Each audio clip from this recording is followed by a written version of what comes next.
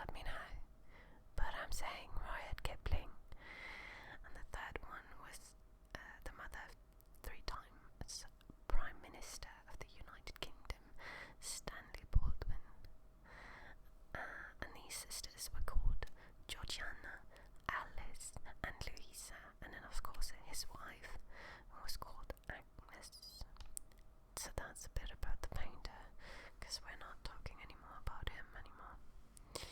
We are going to be talking about the painting, though, because, like I mentioned, this painting is called Orpheus and Eurydice, and I think there's very few people, at least in the West, who don't know of this Greek myth. Nevertheless, I am going to tell you how I remember it, because that is what I do, apparently. Also, I've been very interested in mythology for most of my life. Greek, Roman, Nordic, you name it. I love it. So, yeah. So, Orpheus and Eurydice, as any good ancient story, this one centers our male character, Orpheus, and he is said to be the son of the muse Calliope, and in some versions, the king of the area where he's from, and in some versions, he's the son of Apollo.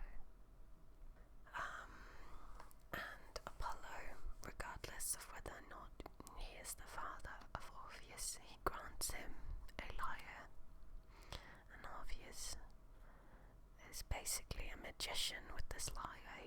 He plays so beautifully, you would think it was magic. I mean, he also sings, and he does it really well, so it makes sense, because Apollo is like also the god of music, I think, of the arts in some capacity. So Orpheus is a young man, and one day he claps eyes on this beautiful woman called Eurydice, and they agree to marry. And so on their wedding day, this guy, who I don't remember who is, he's blessing their wedding and stuff, but he's also saying, oh, you're gonna have a short wedding, you're gonna have a short time together. And they do, because Eurydice dies. And there are different versions of it. In some versions, she's chased by this guy who's, I think he's also a son of Apollo, and he's like the guy who discovers beekeeping and he's like a shepherd, but he also discovers beekeeping, but he's chasing her, and it makes her step on a snake, and the snake kills her instantly. So that's one version of it. And there's another version where she's just dancing with her nymph friends. I guess she's a nymph. I thought she was just a person, but I guess she's a nymph. So she's dancing with her nymph friends. Sometimes it's on her wedding day, night, thing, whatever. And sometimes I think it's just shortly after her wedding. But she dies, and Orpheus is inconsolable, and he sings a beautiful, beautiful, beautiful song, so that the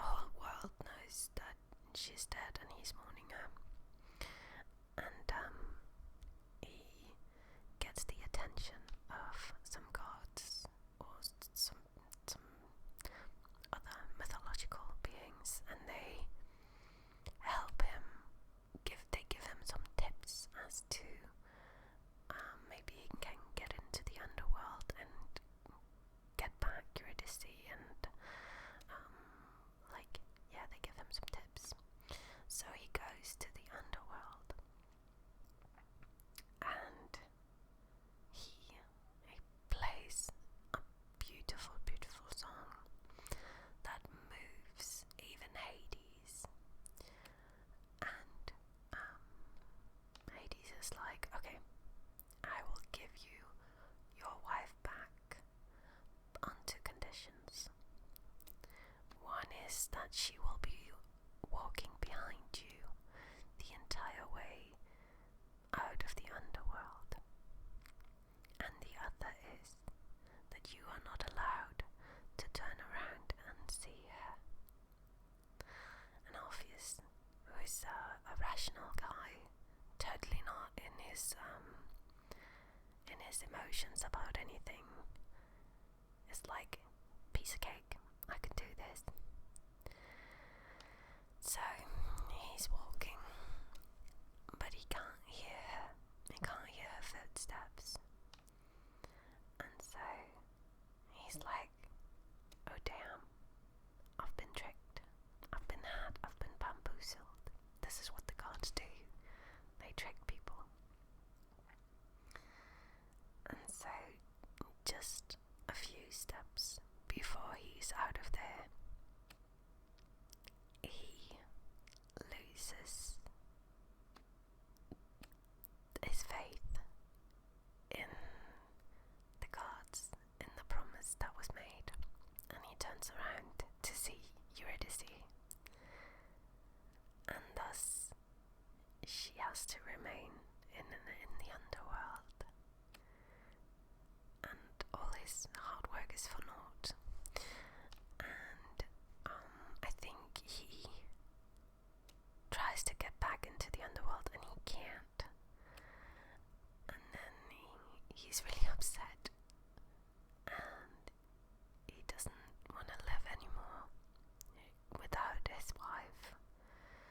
So in some versions he gets torn limb from limb by the Maenads, who are the followers of Dionysus.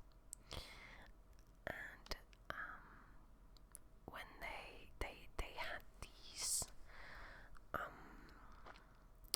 not sure what to call it, but they would have these wild, let's call it a party, in his honor, out in the woods, and it would usually be of these young women, and they would go absolutely bonkers. And so he would purposely let them find him, and they tore him limb from limb. But for some reason that I don't remember, he doesn't die.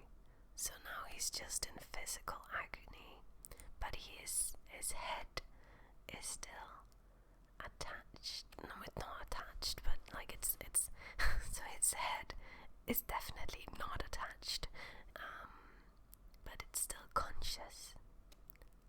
It's still able to talk and sing. And so in some versions, the muses, they bury his limbs, but they take his head so that he can sing. And in some versions, Zeus just smites him because he's been to the underworld, and Zeus doesn't want Orpheus to go up above and tell the rest of the mortals about the gods' secrets and stuff. So that's more or less the story of Orpheus and Eurydice. There's been, in recent times, like, I don't know, I feel like it's the past 10 years, but let's say the past 10 years, give or take, there's really been an uptick in the interest of especially Greek mythology. I know I have consumed a lot of different media concerning it. Some of my favorite things has been the game Hades, son, Zagreus, who is trying to leave the underworld to go and find his mother, who of course is Persephone. And I can't remember, like, this game came out in 2020, and I think I played it either in 2020 or in 2021, so it's been a couple of years since I played the story, so I don't remember why or how Persephone is not in the underworld with her husband. I know that Zagreus was skin dead when he was born, so I think it's something like she was made to believe that he was dead and she didn't want to stick around anymore. So Zagreus goes and he finds his mum in our world. But when he reaches his mum, he dies because he's not meant to be above the underworld. But when you play Hades, there are some other mythological people you can meet on your way. You play through different levels of the underworld. So you play in, I think it's Tartarus, and Asphodel, and Elysium. Yes, I believe so. And I believe the first world you play in is Tartarus, and that's where you can meet Sisyphus, who's the guy with the boulder who has to do the task over and over again. He's a really cool character in the game, very, very chill. And then in Tartarus, I don't remember who you can meet in Tartarus, but in Elysium, which is like the nice... Okay, so Tartarus, I don't remember the characteristics of in like any description of it, but it's like not great. It's not the worst, but it's not great. And then you have Asphodel, and it's lava-y, and it's not great. And then you have Elysium, which is like, I think it's like the heaven of the underworld. Also, when you read like Shakespearean plays, Elysium is usually like a good place to go to. Anyway, I think Elysium is supposed to be the good place of the bad places. And in Elysium, you meet Eurydice. And she was always my favorite character to visit, because she has the best song in the game. It's a really amazing game with a really good soundtrack, and the second game has, oh my god, I think the soundtrack there is even better. But you can, in your playthrough, you can choose to unite Eurydice and Orpheus in the underworld, because Orpheus now is in Hades with his limbs. He's one whole person, and he's kind of the court musician for Hades.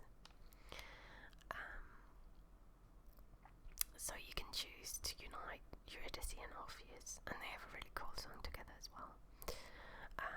But it only today dawned on me that you could also have chosen not to, and just had them be separated, which, if you believe the original mythos, they want to be together. So I think that's the only thing to do. But in the video game, she's upset at him for having looked back and doomed her to stay in the underworld alone. So she takes some convincing to want to be with Orpheus again. But it's really cute and cool. Another new-ish rendition was the show that came out a couple of years ago. Maybe last year. I don't remember. Time is an interesting thing. So relative, you know. But this show, Chaos, came out, and it's set in Greece, and you follow different is Eurydice and Orpheus. And in this version, it seems like Eurydice is tired of Orpheus. He's this famous musician, and she's his wife. And I admit, the show got cancelled after the first season. It got cancelled so quickly, which I don't get, because Jeff Goldblum was Zeus. I don't get it. It was a great show, but even before I haven't finished season 1, so maybe that's why, because I don't know if it just didn't have a lot of viewers. But I didn't finish season 1, but I feel like I didn't have time to even try and finish season 1 before it got cancelled. But anyways, in this version, Orpheus is very much in love with Eurydice, but it seems like Eurydice has kind of fallen out of love with him and is trying to leave him, but then she dies. And I don't think she's actually stung by snakes. I don't remember how she dies. That could have been a really cool angle, because she gets lost in she's not in the underworld as such. She gets lost at the ferry because he refuses to give her the coins for the crossing for Karen. He needs two gold coins, I believe, to cross the river Styx.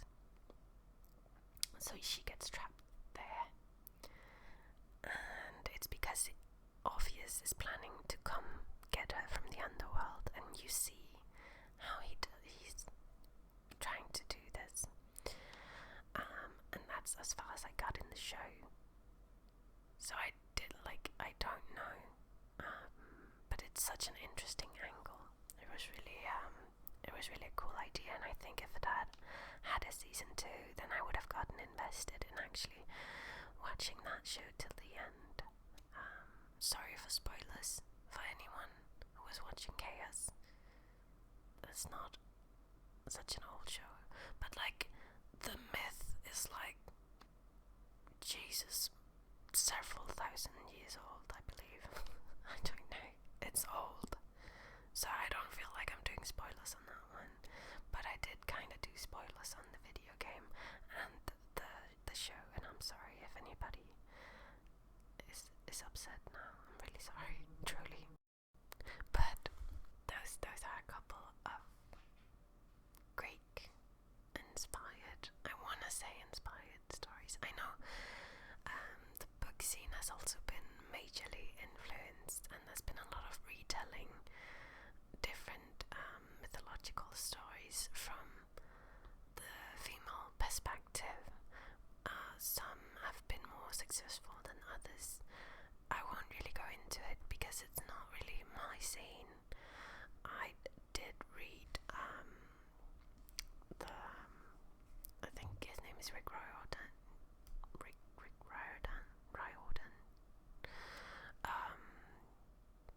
Books when I was a child.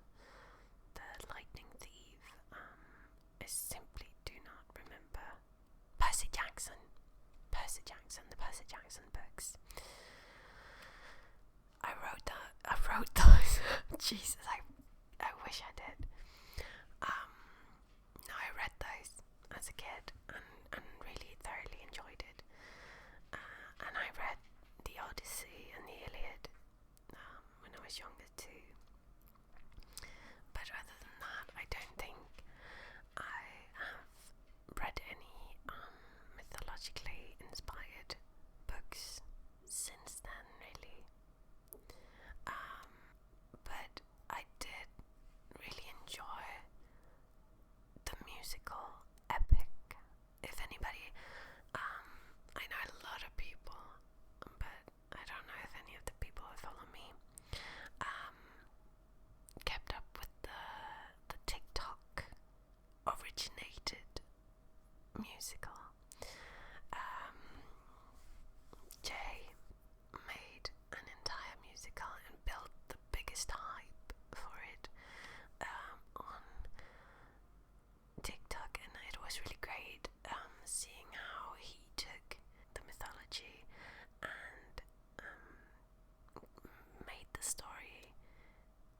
into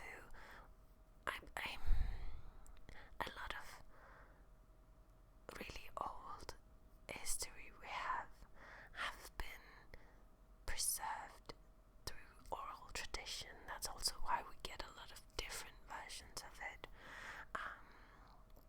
So a lot of things have been song based and based on verses, and I just think it's really cool to bring it back to that. So even though we have written sources, because if we didn't have written sources, we really truly wouldn't have anything left anymore. I don't believe anything would have survived purely on vocal delivery alone for such a long time, and it would have changed so much. We would have had no idea. It would not be the stories we know, I believe. But it was just so great to have some of these stories retold in musical form, and it was great to see him work with it, how everything changed. He's very detail oriented, so certain people would have certain melodies, instruments, stuff like that, play whenever they were mentioned or when they spoke, and it's just, if you haven't heard of it, you really should go check it out. It's a marvelous piece of work, really. But it's about the Odyssey, and I don't think Orpheus and Eurydice are part of that. Somewhere where I do think Orpheus is part of is this game that I'm playing at the moment. I don't know if Eurydice is in there, but at least in the DLC I know Orpheus is in it. It's this video game called Stray Gods, and it's also a musical. It's a musical game, which I think it's probably not groundbreaking, but I haven't seen it done before, and I really am enjoying it. I haven't met Orpheus yet, but someone you meet really early is Apollo, and a lot of the characters in the game are not represented in a way that I have really seen or thought about before. Some of them are, obviously, but Apollo is very servitude coded, which tracks on all accounts. His voice actor, I really, really enjoy his voice. Oh my god, it's so great. He has, in one of the first instances where I've heard him sing, he has so much emotion in his voice, in his singing. It really spoke to my soul. And apparently he's also voiced someone in it's that game that became a TV show that everybody was really into a couple of years ago, and I didn't watch it because I don't like dystopian stuff, so I didn't watch it. Anyways, he's really talented, he's really good, but I don't think he's particularly known for his singing. This game is great, and I think it got kind of a harsh landing when first it came out. I think people were kind of, I don't know. Eric Ishii, who is someone I kind of follow pretty closely because I am a big Dimension 20 fan, and through her work with Dropout, and especially Brandon Lee Mulligan, I've seen a lot of her work, and I just feel like I feel like she did try to promote it and be proud of it, like she's done with some of her other voice acting gigs. And I just think the hype went out really quickly, and I think it was because of the reception of the game, and I think people were really harsh about it. I mean, I think maybe choices don't really pay, like they might not have the biggest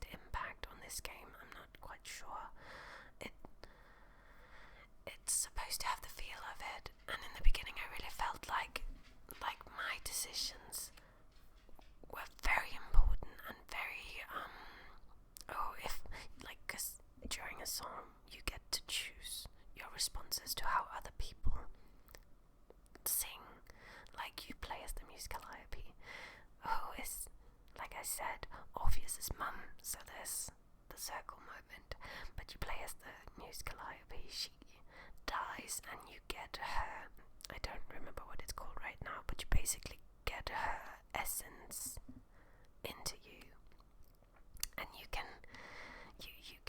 make people, it's not, it sounds so harsh when you say make people sing. She's not forcing anyone, she's just inspiring the part of people who wants to sing their emotions. But so you make people sing, and as you make them sing, you can choose between like 3 different options basically every time, and it's time gated, so you have to do it pretty quickly. And it feels like the way you choose to like respond emotionally also changes their emotions and their response, and it does in the song, but I'm just not quite sure that makes a difference in their response once you're out of the song. So that's something that, if it's not the case, if what I do actually doesn't matter, then I'm also kind of critical about. But I don't remember how we got here. Quick shout out also to Sandman. I know we all hate Neil Gaiman now. Neil Gaiman. We all hate Neil because of the stuff he's allegedly, maybe provenly done. I'll say allegedly. I stopped keeping up with it once I found out. But Sandman on Netflix kind of butchered Orpheus and Eurydice. Amazing singing in that one. It's in Greek and everything. Boy, it was great. But they make the Sandman into Orpheus's dad, and that's, I don't think there's any version where he's his dad. So, but shout out to that one. That was sadly ruined for me and a lot of other people. But yeah. So, just before we end, I just want to say, this depiction, if he could feel her, I don't think he would have turned around. So I'm not particularly a fan of what he's done here, the Poynter. The whole thing is that he had to put his faith in her being there, and this is kind of going against it with her holding his arm. But anyways, this puzzle was 315 pieces, and I put it together in 31 minutes and 1 second, and you can try and beat my time if you want. The link is in the description. It will take you to Jiggity, where you can do this one as well. You can also solve it in Zen mode with no timers, no fuss, no muss, just you and Orpheus and Eurydice, baby. Also, leave me a comment, tell me about your favourite modern Greek redo, incorporation, whatever. Tell me about a piece of media with a Greek myth in it. I would love to check something out that I haven't seen before. And as always, thank you very much for making me a piece in the puzzle that is your life.